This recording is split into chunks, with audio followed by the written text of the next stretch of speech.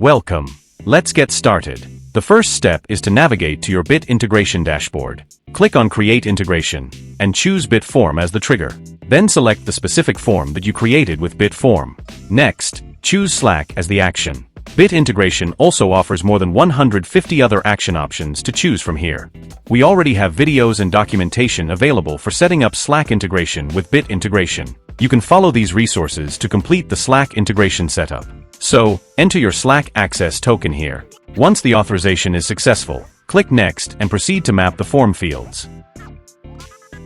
After mapping the fields, click Next and save the flow. Step 2. Once the setup is complete, please fill out the specific form that you created with Bitform and submit it. Step 3. Now, open your Slack dashboard and verify that the submitted information has been successfully received as expected.